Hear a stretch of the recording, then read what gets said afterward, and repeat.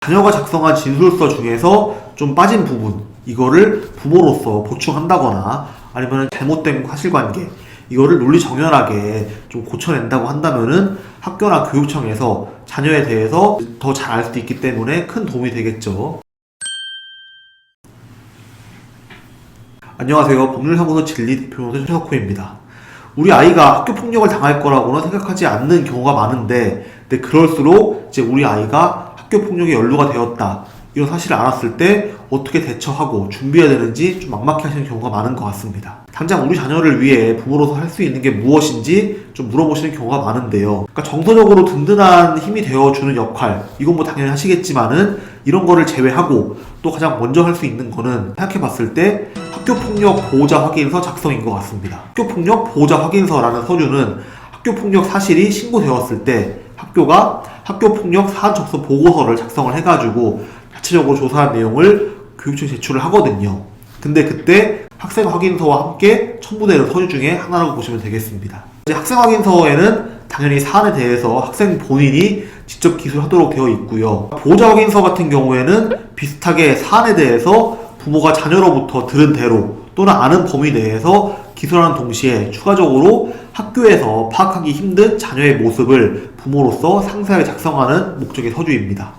그러니까 학교나 교육청에서 쉽게 알 수 없는 자녀의 모습을 설명할 수 있는 기회인 만큼 굉장히 중요하다는 것이 느껴지시죠? 보호자 확인서에 주로 쓰는 내용으로는 학생에 관한 정보, 그 다음에 현재 자녀의 상태, 그 다음에 본인이 알고 있는 한도에서 자녀의 교우관계나 학교 폭력 경험 유무, 그리고 사안에 대해서 자녀가 보호자에게 말한 내용, 그리고 보호자가 현재까지 자녀를 위해서 조치한 사항, 그리고 사안 해결을 위해서 자녀의 성격이나 특이점 등의 정보를 제공할 수도 있고요. 또 마지막으로 보호자의 심정과 교육청에 바라는 점, 이런 점을 상세하게 기입할 수 있습니다. 학폭위 등이 사안을 조사하는 과정에서 자녀를 판단하는데 정말 중요한 자료로 이 보호자 확인서가 허용되는 만큼 정말 감정적으로만 호소하고 작성한다고 절대로 도움이 되지는 않습니다. 제일 중요한 거는 객관성과 논리성, 이 돋보이는 사실관계를 적어주는 것인데요. 우리 자녀한테 유리하게 해야지 라는 마음으로 무조건 허위 정보를 쓴다, 오히려 이게 악효과를 불러올 수 있다는 겁니다. 그러니까 왜냐하면 교육청에서는 보호자 확인서만 보고서 사안을 판단하는 것이 아니라 보호자 확인서, 자녀의 진술서, 그 다음에 상대방의 진술서와 보호자 확인서, 그리고 이제 주위에 있는 학생들의 진술서, 선생님의 의견서까지 이제 모든 자료를 다 종합해가지고 확인을 하기 때문에 보호자 확인서에 기재된 허위 정보가 진짜인지 아닌지 학폭위는 웬만하면 다 알게 되거든요. 그다음에 두 번째로 아이가 작성한 진술 확인서를 한번 확인해보고 좀 빠진 내용이 있다 라고 한다면은 그 부분을 보충해가지고 기입해주는 것도 굉장히 좋고요.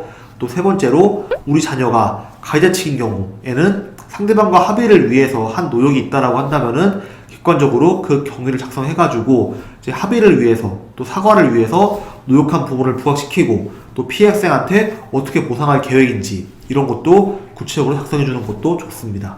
물론 피해자와 합의가 되었다라고 한다면은 굳이 이런 걸 쓸 필요는 없겠죠. 특히 이제 2026년도부터 이제 대학에서는 생활기록부에 기재된 학폭 조치 사항 역시 대학 입시에 반영할 예정이다 라고 하기 때문에 학교폭력 이력이 있다라는 거는 대입에 있어서 굉장히 불리한 조건이 될 것이기 때문에 이제 앞으로 학부모분들이 이제 학교폭력 사안에 대해서 더 민감하게 대처할 수밖에 없게 될 것 같습니다. 특히 잘못 대처했다가는 가해학생 같은 경우에는 생활기록부에 학교폭력을 행한 사실이 작성이 될 것이고 이 기록이 장기간 유지될 것이기 때문에 대학 입시에도 큰 걸림돌이 될 수 있는 만큼 우리 자녀가 억울하게 학교폭력에 연루되는 상황이 발생했다고 한다면은 오늘 설명드린 내용을 잘 숙지하셔가지고 사안을 초기 단계에 마무리할 수 있는 기회를 놓치지 않으시기를 바랍니다. 오늘은 학교폭력에서 보호자 확인서의 중요성과 작성 방법에 대해 설명을 드렸는데 도움이 되었기를 바라고요. 다음에 또 유익한 점 전달드리도록 하겠습니다. 시청해주셔서 감사하고 영특한 최변 구독, 좋아요, 알림 설정 부탁드리겠습니다.